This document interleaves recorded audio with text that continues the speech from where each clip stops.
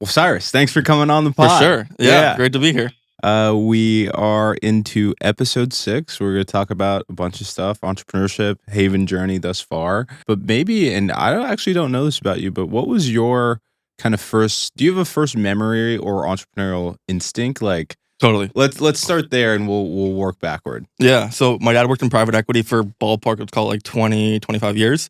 Quit his job in PE to become a full-time entrepreneur when I was around the age of like 12. Mhm. And ever since that moment onwards, I knew I was going to build my own company. Yeah, you were like, whatever you're doing, I like it. 100%. I would literally run home from school every day and ask him how I could help. And he would even let me like move paper around and open envelopes and do mundane, boring like office work.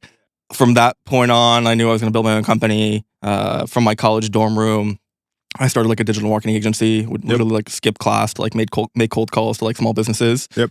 And yeah, I always knew I was going to build my own shop, and I thought the best place to go and learn how to build one would be firsthand at an early stage company, fail as much as humanly possible, and just learn from every instance of failure, and then basically gain the chops, knowledge, know-how, experience to go and build like my own company one day. Yep. So what was the first startup you joined? Yeah, so I joined a company called Intellipse right out of college. Actually, basically before I graduated. I graduated during COVID, and so didn't get the second half of my senior year. Just jumped right into it. Yeah. And we were basically an SMS marketing company, similar to the likes of Klaviyo, Attentive, where if you're an e-commerce brand, you want to capture leads, you want to be able to follow with them across like multiple channels, not just like email, but also like SMS. So those little pop-ups who steal your phone number and then harass you a ton like via text. Had a blast doing it, learned an absolute enormous amount. And basically, while I was there, we went from like maybe like 30K in revenue to like a few $100,000 in revenue. And were you employee number 1? No, I was employee number 7. Yeah. I was the second business employee. Yep. And I got to do everything from like SDR work to marketing stuff to sales, like direct sales, i.e. like being an account executive, even design, even though I'm a terrible fucking designer. And yeah, dude, I literally just rolled around in the mud. Yep. Whatever came at me. Yep. Just ate it all and kept going. Okay, so from there, what was the next part of your journey? Thereafter, I joined Main Street, which was an R&D tax credit company. They were a hot Silicon Valley darling at one point. Raised like $60 million from Signal Fire, and that was a great experience. Got to work with a bunch of amazing people. We basically, from a GTM standpoint, were solely reliant on paid acquisition. And as everyone knows, paid acquisition is kind of a well to some degree. It tends to dry up after like a long period of time. And unfortunately, those channels of growth started to dry up. We launched a few new products, failed to execute on those like new products. Before building the products, we went and pre-sold and upsold our customer base, charged them for those products, then weren't able to deliver. Yeah. That right there is like terrible customer experience. Yeah. We gave all the money back. Okay, got it. We refunded them. But regardless, you've, in that moment, lost a ton of trust. Yeah. And it's brand dilutive. Extremely. Exactly. And ultimately, we launched like 4 new products. They all ended up failing. And it was kind of death by like 1,000 cuts to some degree. Yeah. And I would say the biggest observation that I had while I was there is kind of indicative of a mantra going on in like the early 2020s within like the venture context, which is let's raise a fuck ton of money at a crazy valuation, hire a ton of people, and hope it all goes right. Yeah. Well, man, that's not really how it works. Yeah. You got to build a durable business. 100%. And by the time I left, I think Main Street was close to 200 employees. Yeah.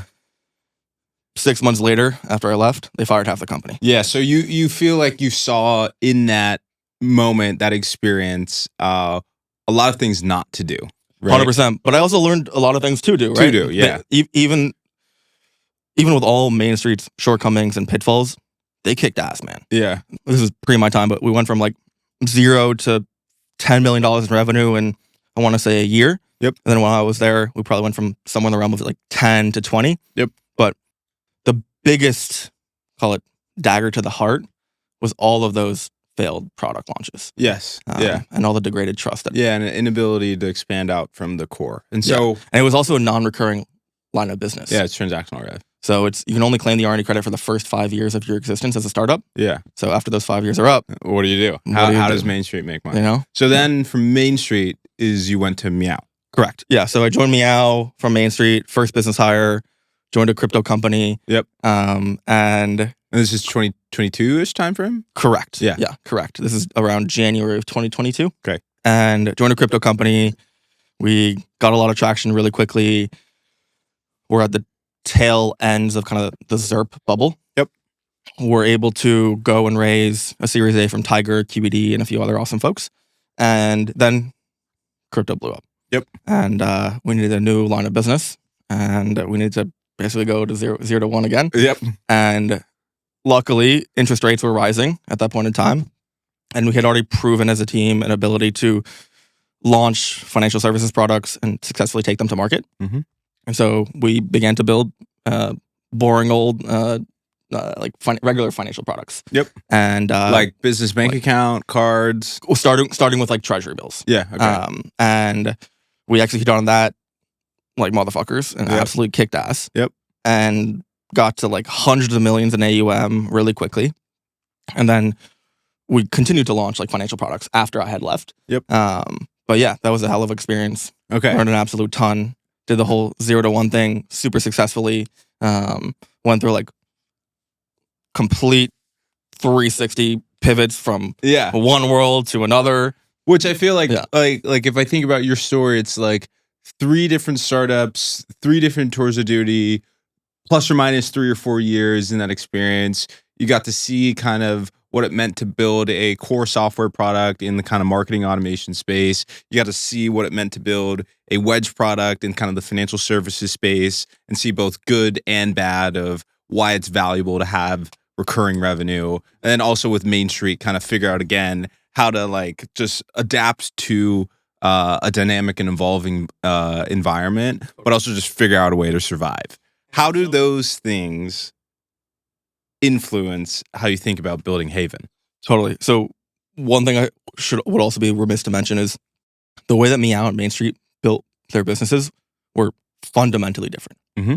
So Meow was all hand-to-hand combat, no paid acquisition, no crazy marketing budget on LinkedIn ads and Twitter ads and whatever else. It was complete guerrilla warfare. Yeah. Well, meaning what? Like, let's get into it, because one of the things I care about the podcast is helping people understand the tactics, like in real time, right? Yeah. So I'd be curious what that guerrilla warfare was. Totally. So I'd say one of the biggest levers that we pulled was we really tried to diversify our cap table. Yeah. And we wanted to align ourselves with as many firms and angels and founders and individuals within the ecosystem who could then help us when it comes to like go to market. Yeah. So we literally made a point of going and raising from, let's call them Twitter influencers. Mm-hmm. Sahil Bloom, Packy McCormick, Austin Reef, etc. And then they would help amplify our presence across Twitter and social media. That would lead to a ton of inbound. Incentives are aligned. Exactly. And then, sorry to all the founders who I harassed, but my crazy ass was reaching out to literally every single company that was backed by those guys and all of our other investors. Yep. And did you, sorry to get really into the tactics, did you go and ask them like, hey, give me your full portfolio list? Or did you like... Sometimes. More often not. Yeah. And yeah. And then we would like also bother them a ton. Yeah. All of our investors for intros to the portfolio As companies. You should.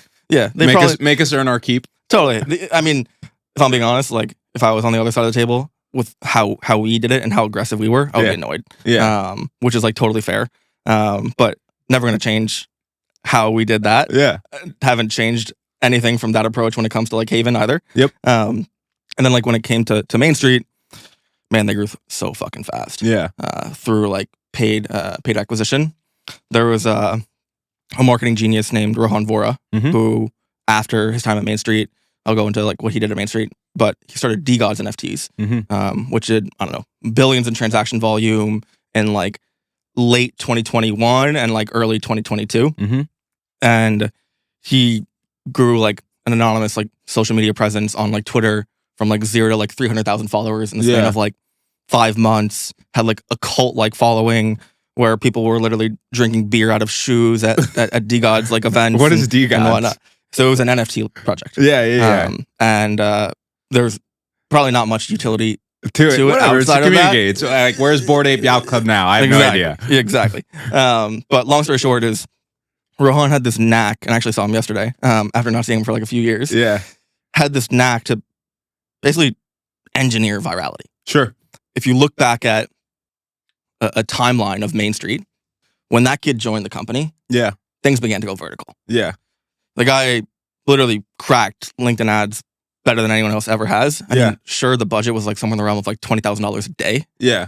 A lot of money. A lot of fucking money. But he was optimizing their paid acquisition channels like no one has ever done And it's before. also a product that I won't say sells itself, For sure, but it's it's free free money. money. Exactly. Right? Like people Exactly. say, oh yeah, I can claim this R&D tax credit. Bang. Yeah. Let's do it. And so their approach was, let's just pour as much gas on the fucking fire Yeah. as we possibly can. And I'm not going to say hope it works, but Well, Act 2 didn't work. Act 2 didn't work. Yeah. I would say that Act 1 was great, but when it comes to GTM and go-to-market and growth, you need like a foundation. Yes. You need a foundation of organic, compounding channels where you don't have to torch money. Yes. And then you pour gas on the fire once you have those to accelerate GTM. Yep. Main Street kind of took the opposite approach of going all in on paid acquisition from the get-go. Yeah. And then once that dried up, they didn't really have any other channels and had already kind of tried to sell all of their customers on like new products, and ultimately like those didn't work out. But long story short is, in my opinion, you want to take a hybrid approach, right? You don't want to just do the guerrilla warfare, and you don't want to just do the paid acquisition. Yeah. So coming like full circle to like my company today, Haven, like we've taken And the tell approach. us what Haven is too as well. Yeah, so we're building a unified financial operating system for startups and small businesses. Mhm. What that looks like in practice is one platform does everything from accounting, tax, banking, payments, invoicing, bill pay, etc. Mhm. And coming full circle, our approach thus far, we're 20 months old, Mhm. has been pure guerrilla warfare. Mhm. Pure hand-to-hand combat, community building, reaching out to every company in our investors' portfolios, et cetera, et cetera. And then we're now in the realm of like $5.5 million in revenue. Mhm. About a month ago, we began to turn on and begin to experiment with paid channels after laying a great foundation and building a lot of brand equity. Mhm. And a month before that, we hired like our first salesperson. So it was like founder-led sales up until somewhere in the realm of 4.5, Just you. 4.7. Me and one of my co-founders. One of your co-founders. Who led like all of sales. Then we brought our first sales hire on and have now begun to like experiment when it comes to like other channels. Mhm. And so I think when it comes to GTM, you want to come up with as many experiments as possible, test a finite amount of them in parallel, Mhm. double down on what works, and get rid of everything else. Mhm. But after you've laid a foundation of organic, compounding, customer-led growth. Yeah.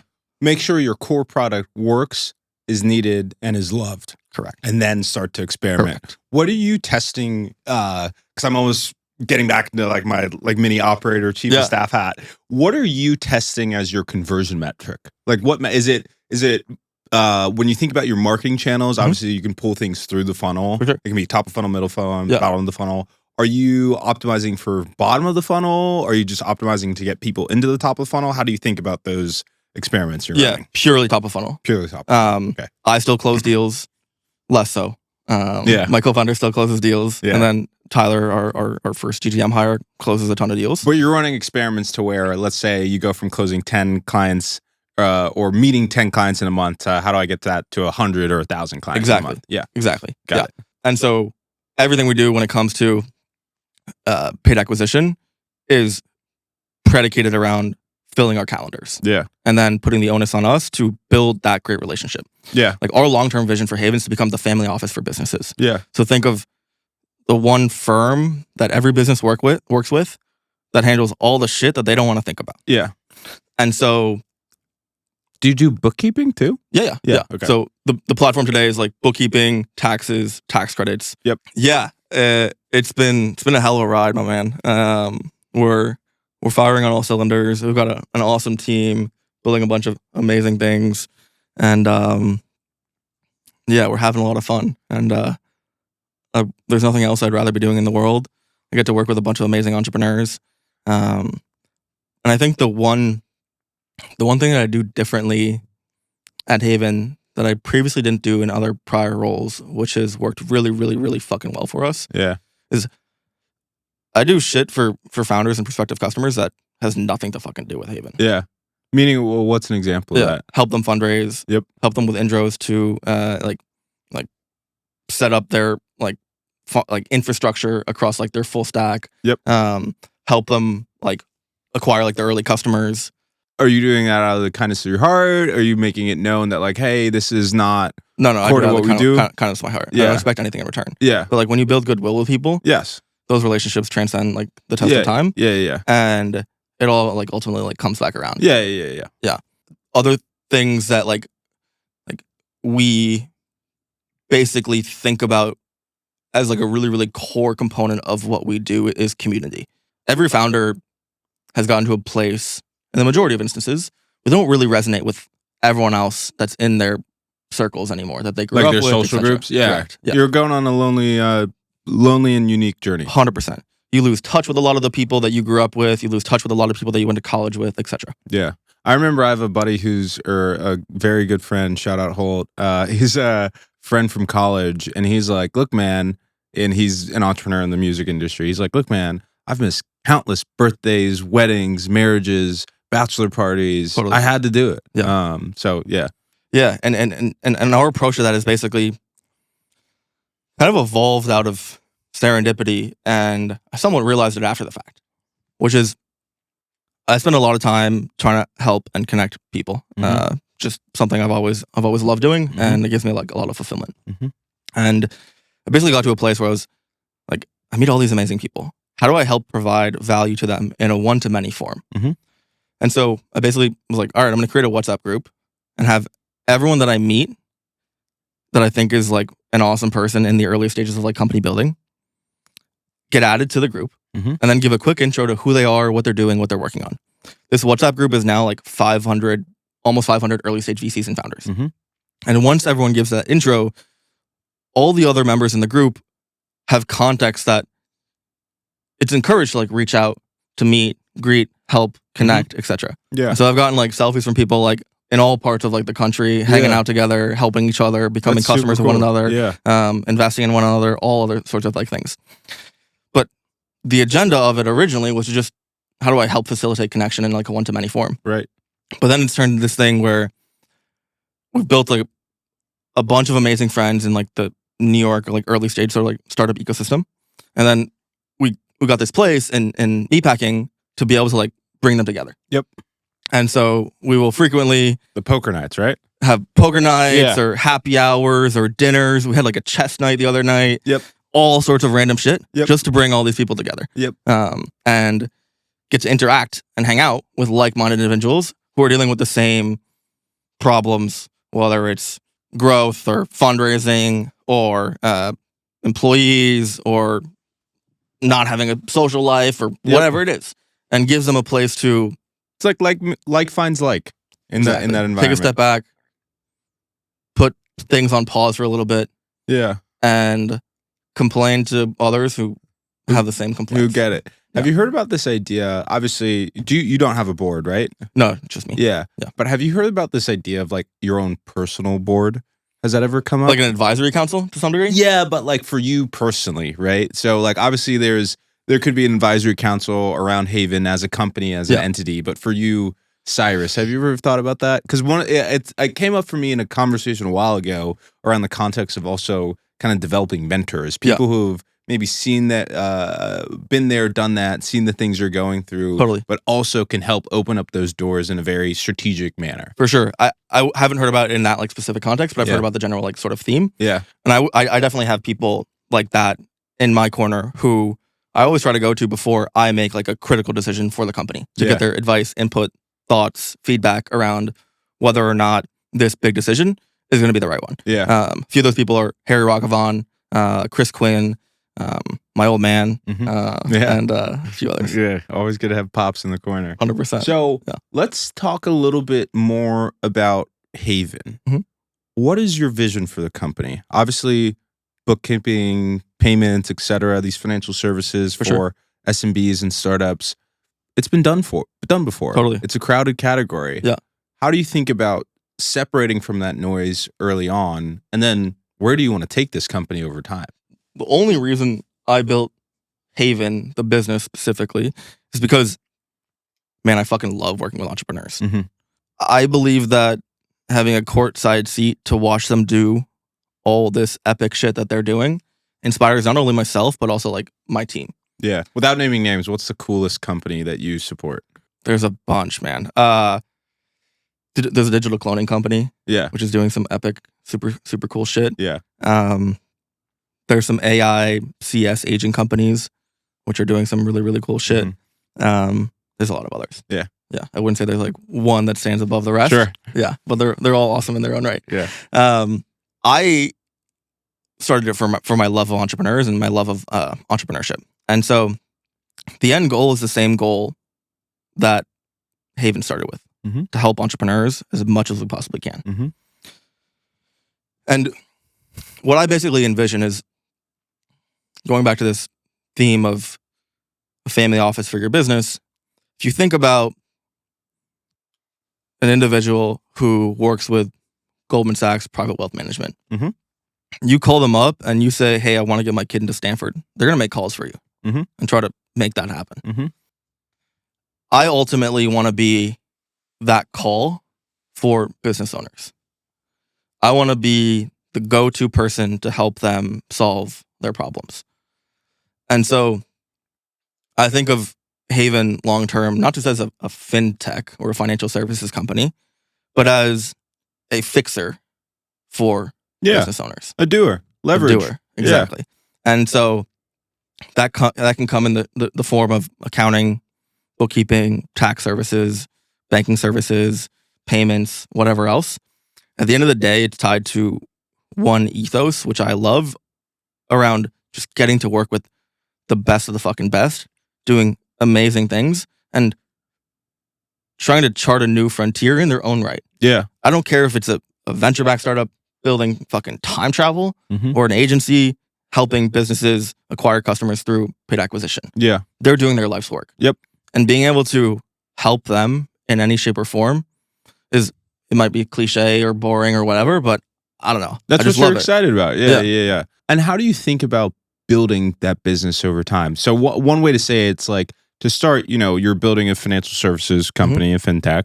But when you start to think about, being that doer, being the person who provides leverage for these business owners, that's a services company, right? sure. Like that makes me think of, wealth managers and RIAs. Totally. But we're at this really unique moment in time where LLMs have emerged into the ecosystem. 100%. And now some people believe like, hey, you can start to productize Totally. those services. Yeah. So is that part of where you want to be going in the future? Like, how do you think about Yeah, that? I mean, it already is the short answer. Yeah. The longer answer there is I am of the belief that as long as humans are on this planet, they want to be able to have other humans like they can trust and rely on. Yeah.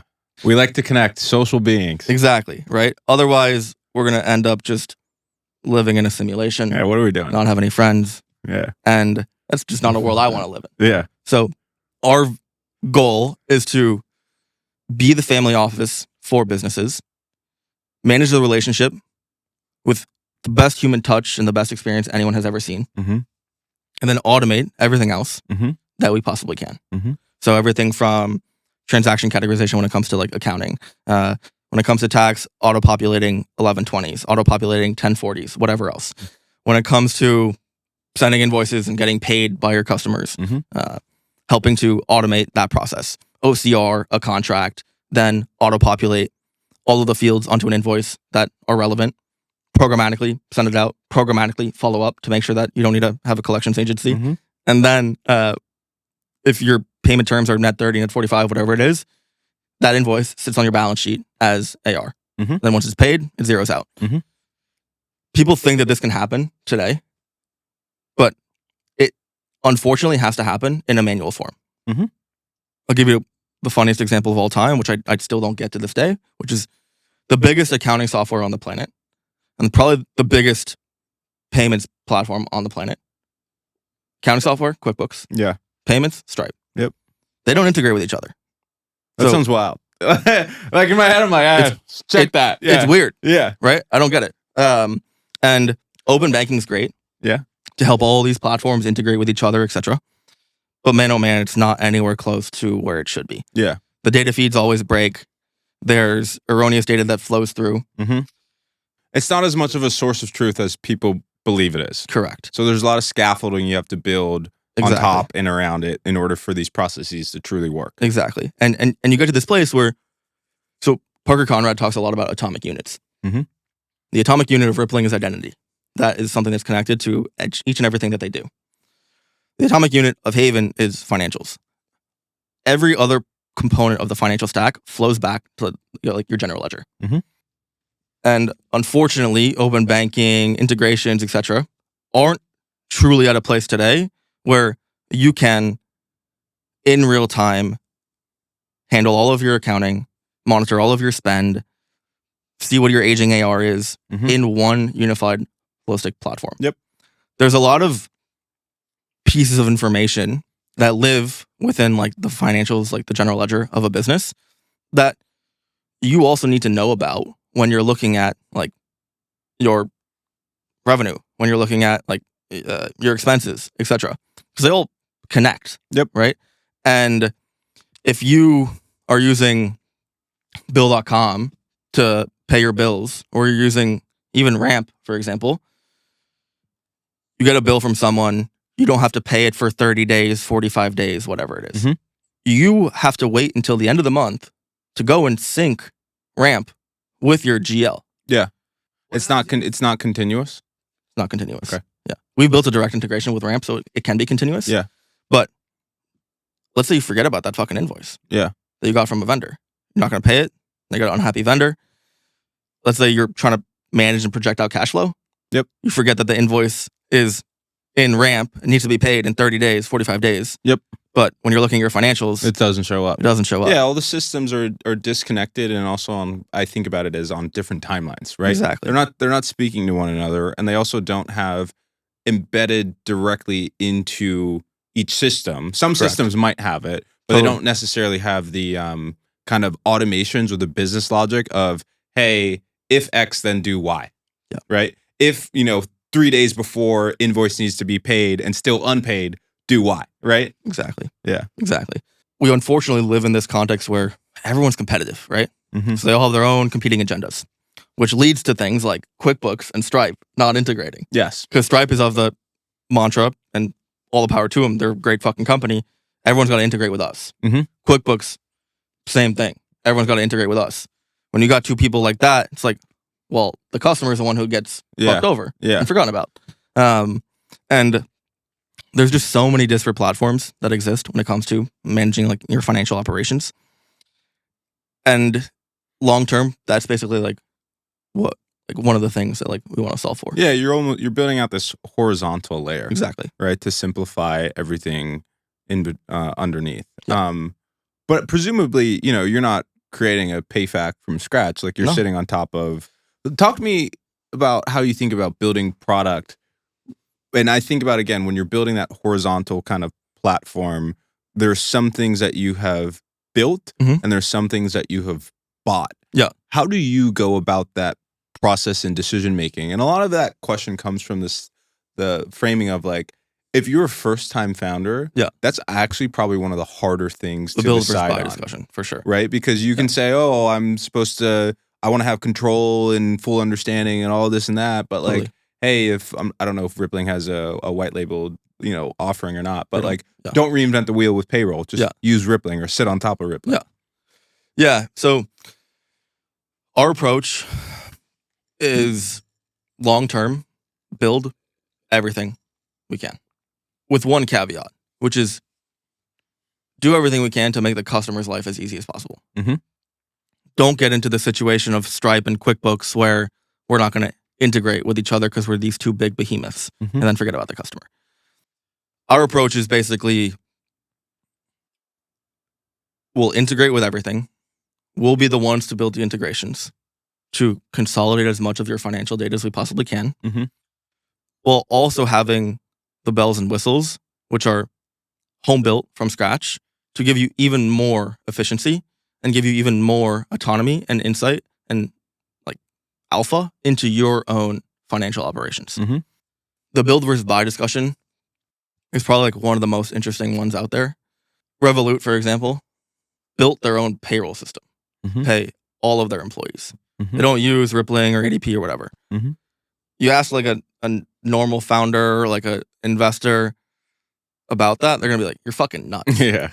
Right? Most But- investors would be like, please, God, no, don't build that out. Literally, focus. And I think you want to take like a blended approach Yeah. where you want to partner and you want to partner for the long term, but you also want to build things that drastically improve like the customer experience. Mm-hmm. And the experience I kind of like articulated when it comes to bill pay, when it comes to invoicing, when it comes to giving businesses a real-time understanding of their financials. And I'm not talking like a first day after the month, or the second day, or the third day, or the fifth day, or the 10th, or the 15th. Are you talking next day or real time? Like daily. Yeah. Right? If you want to be able to provide that sort of like insight, you need everything fully unified. Yeah. Because if you think about banks, they are required to reconcile daily. Mm-hmm.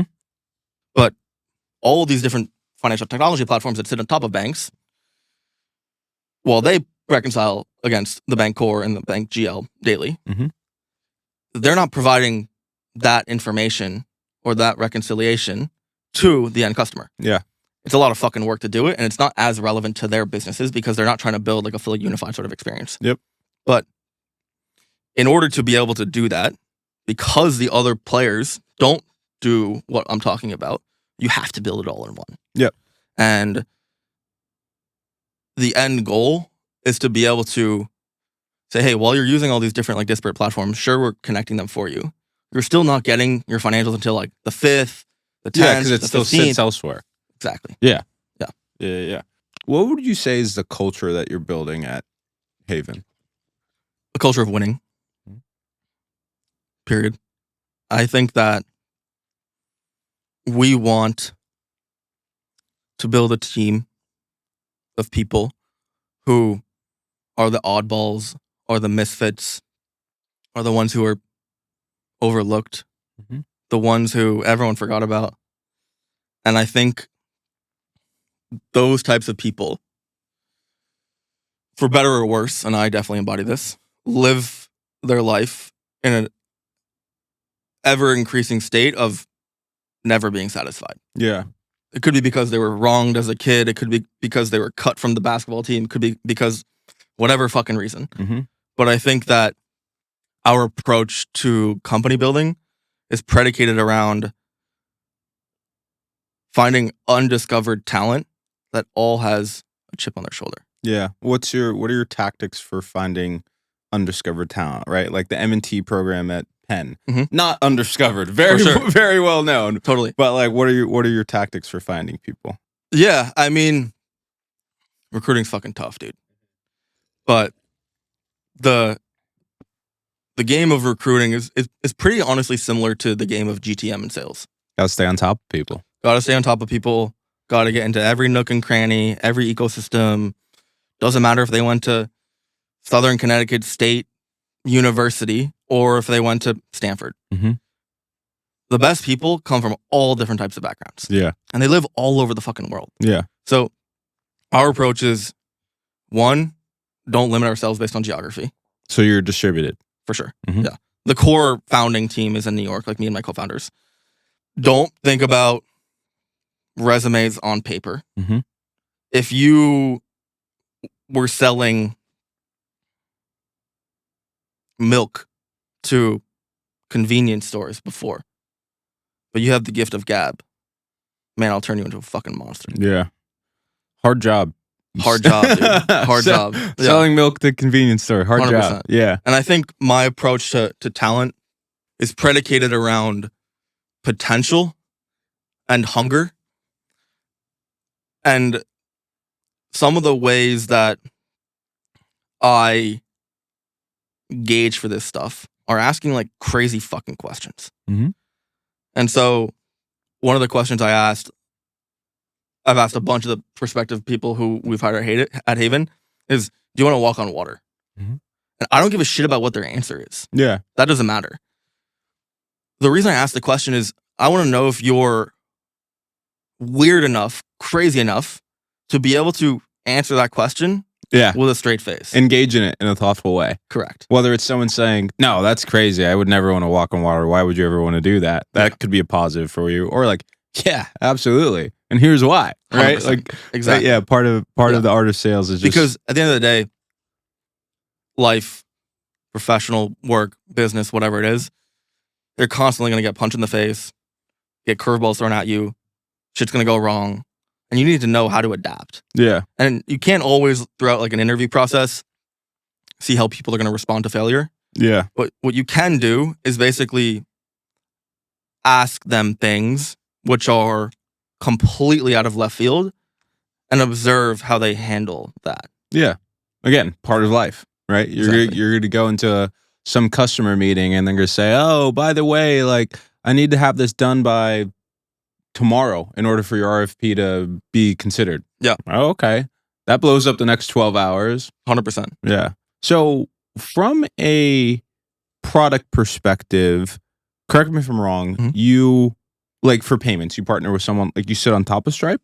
No. So like we haven't launched like all that stuff yet. Like Okay. our banking product just went live. Okay. Yeah. Got it. Not So- even officially live. It's like Haven opened its own Haven account. Yeah, okay, And, got it. But then, like, if I think about the core thing, like bookkeeping, Yeah. like ledger, you've got some sort of ledger built out today. So our approach, we have our own internal ledgering system, Mhm. yes. But our approach is to integrate with all the different platforms where people are currently operating Yeah. and running like their financial operations. Yep. Why? Because people fucking hate to switch. Mhm. And then going back to my ethos of we want to prioritize the customer above all else. We want to make sure that their experience is like the best you've ever fucking had. Mhm. We don't want to be the big player or the player who's going to take the stance of, oh, we're not going to integrate with people. People need to integrate with us. Because at the end of the day, the only person who's getting hurt by that Is the is the customer. Yeah. What is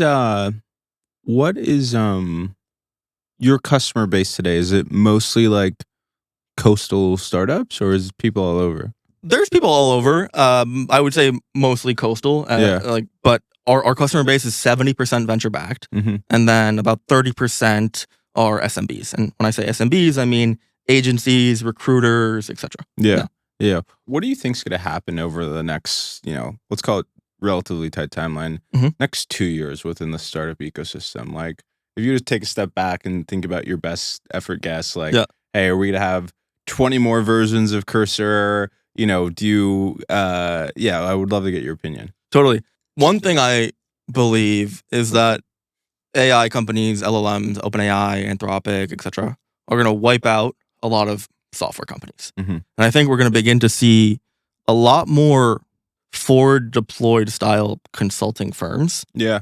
which come in and help businesses use AI in various different forms to then solve various different problems for businesses. Mhm. Similar to like Palantir. Mhm. And once they've built that shit, they're going to then replicate it and sell it to someone else. Mhm. I met someone recently who is helping private equity firms and family offices source and buy cash flowing businesses. Mhm. And his approach is exactly that. So he built software for the private equity company to source deals. They build software which the private equity companies then use to source deals, Mhm. and have another offering where they come in and build proprietary things which help those firms do a variety of different things when it comes to diligence, or managing market their business, analytics, their et cetera. internal stuff. Yeah. So not just sourcing, Yeah. right? But helping with the sourcing process like more broadly on like Yeah. a future cadence, like evaluating markets, etc. Is it like an ex-Palantir team that's No. doing that? No. Yeah, okay. They will then develop all different forms of like technology, Mhm. which they can go and resell and sell to Yep. other firms that want to do similar things. Yep. And so the reason I believe that this is going to become pretty commonplace is we're seeing an enormous amount of roll-ups. I'd say more than we probably have in like prior years. Yeah, I mean, for sure in the venture community, as far as I understand, that was not a thing prior to the past 2 years. A lot of Literally. Gil is doing it. Obviously, Look at everyone becoming an RIA. yeah, Lightspeed, Lightspeed, A16Z, General whoever else. Catalyst, yep, GC, etc. Yeah, Thrive, whatever else. Yep. Those businesses, those roll-ups, the big firms are going to tell you that they're all AI native and building workflows and automation to drive margin increase and efficiency. But I wouldn't say I've heard anything to that end actually happening. And so they're going to need partners and firms to come in and help drive that margin efficiency. My understanding, the playbook that's being run right now, it's like step one. Like people are finding, first, let me buy the thing first. For sure. And then once I have control and in the guts, I will then start to drive the margin efficiency. And I think the intent is to build the software. Definitely, that's the internally intent. But these guys yourself. are all investment bankers. Yeah. So what margin efficiency are they going to be able to drive? Well, I don't know. Investment bankers can code now. For sure. I mean, yeah, my dad was an IB and he went to college and studied CS. Yeah. So like, speaking out of two ends of my mouth, but like, I do believe that we basically will see these firms need different sorts of partners to help them drive this margin efficiency. Makes total sense. Yeah. That's just like one random idea. A lot of people talk about how OpenAI, Anthropic, Gemini are going to kill a lot of businesses. Yeah. They were just, I think it might have been OpenAI rate limited granola, I think, or released, it wasn't rate limited. They released their own version of a note taking app, which is like granola's core. It is granola's business right now. Yeah. So I think that businesses encounter very unique and specific problems that their customers are facing and are able to build very unique and bespoke and custom solutions to solve those problems. Yeah. I'm somewhat skeptical of a big company like OpenAI's ability to go and launch competitors which will have like feature parity compared to all of these different tools that are some degree like wrappers. Totally. I don't know what exactly will happen to those businesses, but my gut tells me OpenAI is probably just going to buy them. Yes, because they still want to own the end customer, and those customers have done, whether it's through integrations or specific workflow, they've done enough to differentiate, and it's not worth it for OpenAI or Anthropic or X or any of these guys in the interim to rebuild all of that. Exactly. But they still want to own that customer end to end. Yeah. And to train any model, you need proprietary data. Yeah. And to solve these custom and bespoke point problems and build these point solutions, the only way that they're able to do that is because they have all this custom and proprietary data on the problem that their customers are facing. Yeah. And so I think when it comes to all these massive LLM companies, we're going to see a continued trend of a fuck ton of acquisitions. Yeah. And I think that is the way that they will become the everything app. And I think that... How do you use the models today? Do you use ChatGPT? Do you use Anthropic? Predominantly OpenAI. Okay. We use it when it comes to transaction categorization. We use it when it comes to parsing documents to be able to extract like relevant pieces of information via OCR to then like... You don't use like a reductor or a Heron or anything in the middle? We do not. I would say that a lot of our approach thus far to date has been to solve the problem to the degree where we are in the 80-20 sort of rule, where we'll solve the 80%, which is 20% of like the work, which is like less of the work, and then we'll leave the other 20%, because when we build these other components of the stack, that 20% and the work required to be able to like successfully like execute on all of that will become far easier, right? So one problem like we encounter today is when a customer uses Bill.com or Ramp for invoicing, we need to go and get that invoice to then create a schedule if it's a prepaid, adjust the service period if it needs to be accrued, etc. We're not natively able to get that data from Ramp because the customer put it into Ramp, then it needs to like come back into our system. Yeah. But once we have everything running through our system, we are now able to solve that problem in a far easier form, where instead of needing to solely rely on trying to figure out some weird way to get all of this data from Ramp, we have it all natively within our operating system. Yeah. Going back to how we're going to be able to close books for businesses way fucking faster when it's all running through our system. But today you've got like the integration. We have an integration that pulls the information. But we don't get that data. Yeah. Got it. What is your advice to, the version of you from 2 years ago? What are the top 3 lessons you've learned thus far in building Haven? And obviously going from, 0 to 5 in 20 months in a really challenging space where there's a lot of incumbency is very impressive. Appreciate it. I would say fail more.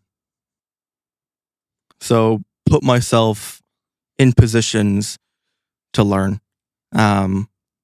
I personally, throughout my career, have probably learned the most from like my failures. Yeah. I've had a lot of them. Yeah. Care to share? Yeah, for sure. When it comes to like basic examples, sales. Yeah. I've lost a ton of deals. Yeah. Definitely closed a bunch. Yeah. But I would say I've become a better salesperson, not because of the deals that I've closed, but because of all the deals that I've lost. Yeah.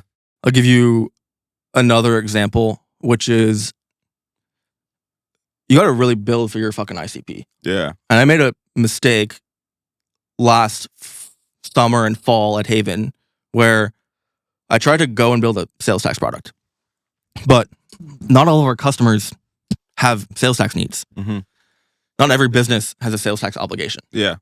It's dependent upon the product that you sell, Yeah. the markets that you're in, etc.